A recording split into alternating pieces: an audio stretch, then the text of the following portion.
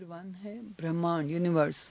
अस्तित्वमान द्रव्य एवं ऊर्जा के सम्मिलित रूप को ब्रह्मांड कहते हैं।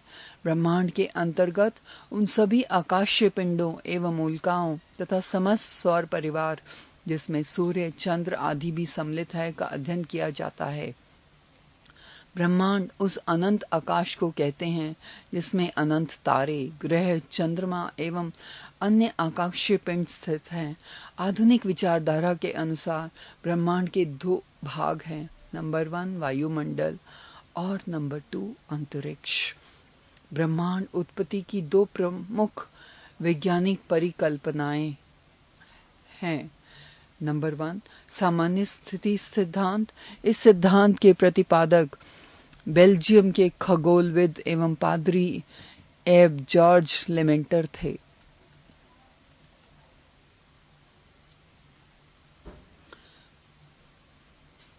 ब्रह्मांड उत्पत्ति की 2 प्रमुख वैज्ञानिक परिकल्पनाएं हैं। नंबर 1 सामान्य स्थिति सिद्धांत। इस सिद्धांत के प्रतिपादक बेल्जियम के खगोलविद एवं पादरी एब जॉर्ज लेमेंटर थे।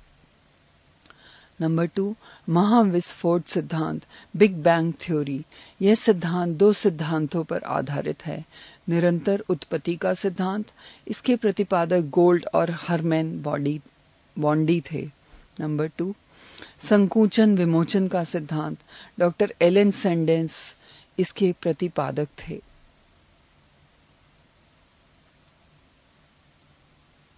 Page number 106। ब्रह्मांड का व्यास 10⁸ प्रकाश वर्ष है। मंदाकिनी दैट इज गैलेक्सी तारों का ऐसा समूह है जो धुंधला सा दिखाई पड़ता है तथा जो तारा निर्माण प्रक्रिया की शुरुआत का गैस पुंज है। मंदाकिनी दैट इज गैलेक्सी कहलाता है। ब्रह्मांड करोड़ों मंदाकिनियों का बना है। हमारी पृथ्वी की अपनी एक मंदाकिनी है जिसे दुग्ध मेखला या आकाश गंगा मिल्की वे कहते हैं। अब तक ज्ञात इस मंदाकिनी का 80% भाग सर्पिला स्पाइरल है। अब तक ज्ञात इस मंदाकिनी का 80% भाग स्पाइरल है। इस मंदाकिनी को सबसे पहले गैलीलियो ने देखा था। आकाशगंगा की सबसे नजदीकी मंदाकिनी को देवयानी दैट इज एंड्रोमेडा नाम दिया गया है। नवीनतम ज्ञान मंदाकिनी गैलेक्सी है, ड्वार्फ मंदाकिनी। नवीनतम ज्ञात मंदाकिनी गैलेक्सी है, ड्वार्फ मंदाकिनी। पेज 100। भूगोल। भूगोल के नामकरण एवं इस विषय को प्राथमिक स्तर पर व्यवस्थित स्वरूप प्रदान करने का श्रेय यूनान के निवासियों को जाता है। भूगोल को एक अलग अध्ययन शास्त्र के रूप में प्रसिद्ध यूनानी विद्वान डेरोटोस्थनीज ने स्थापित किया। अतएव इन्हें भूगोल का पिता कहा जाता है। हेकीटियस ने अपनी पुस्तक पेरिडायस में सर्वप्रथम भौगोलिक तत्वों का क्रमबद्ध समावेश किया। एरोटोस्थनीज ने भूगोल के लिए सर्वप्रथम जियोटोग्राफिका शब्द का प्रयोग किया। अध्ययन के लिए स्वतंत्र विषय के रूप में भूगोल को 19वीं शताब्दी में ही मान्यता मिली। 20वीं शताब्दी के आरंभ में भूगोल मनुष्य और पर्यावरण के पारस्परिक संबंधों के अध्ययन के रूप में विकसित हुआ। इसकी 2 विचारधाराएं थी। नंबर 1 संभावनावाद, नंबर 2 नियतिवाद।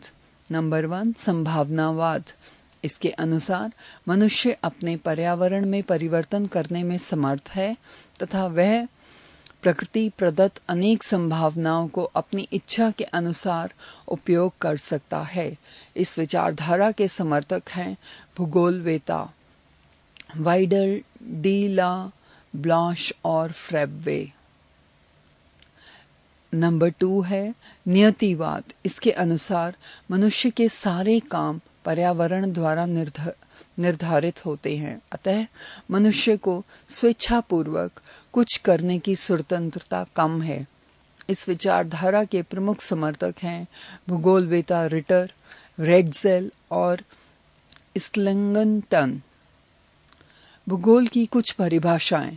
भूगोल एक ऐसा स्वतंत्र विषय है जिसका उद्देश्य लोगों को विश्व, आकाशीय पिंडों, स्थल, महासागरों, जीव जंतुओं, वनस्पति, फलों तथा भूतरातल के क्षेत्रों में देखी जाने वाली प्रत्येक अन्य वस्तुओं का ज्ञान प्राप्त कराना है। स्ट्रैबो।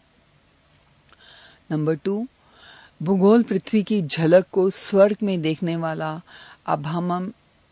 आभामय विज्ञान है। कैलिडियस टॉलमी।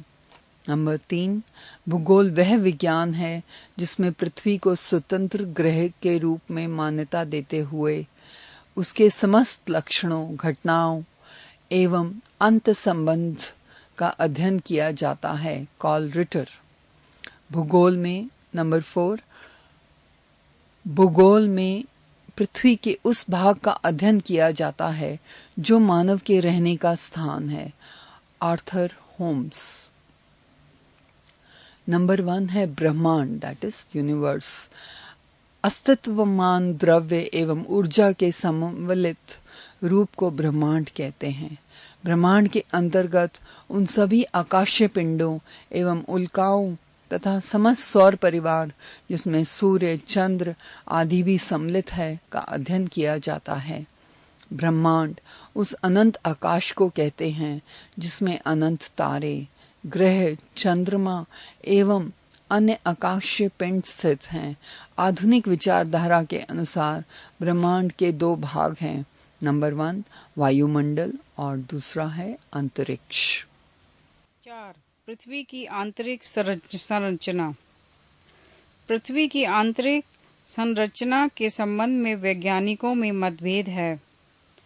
भूगर्भ में पाई जाने वाली परतों की मोटाई, घनत्व, तापमान, भार एवं वहां पाए जाने वाले पदार्थ की प्रकृति पर अभी पूर्ण सहमति नहीं हो पाई है। फिर भी तापमान, दबाव, घनत्व, उल्काओं एवं भूकंपीय तरंगों पर आधारित प्रमाणों को एकत्रित करके पृथ्वी की आंतरिक संरचना के संबंध में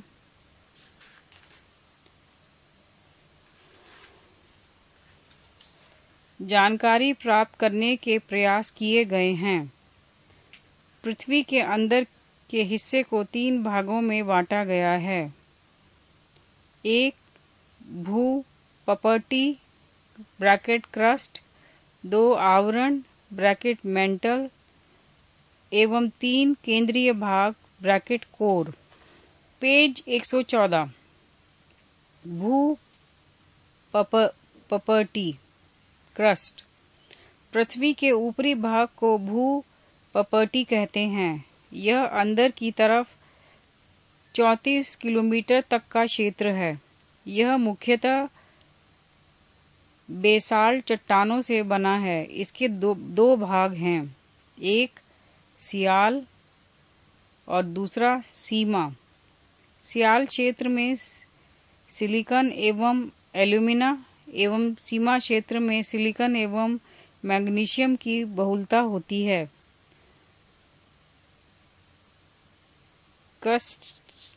कष्ट भाग का औसत घनत्व 2.7 ग्राम बटा सेंटीमीटर है। यह पृथ्वी के कुल आयतन का 0.5% भाग घेरे हुए है। भूपटल की रचना सामग्री। सबसे अधिक ऑक्सीजन ब्रैकेट 46.80 डिग्री प्रतिशत, दूसरे स्थान पर सिलिकॉन 27.72 प्रतिशत और तीसरे स्थान पर एल्यूमिनियम 8.13 प्रतिशत है। मैंटल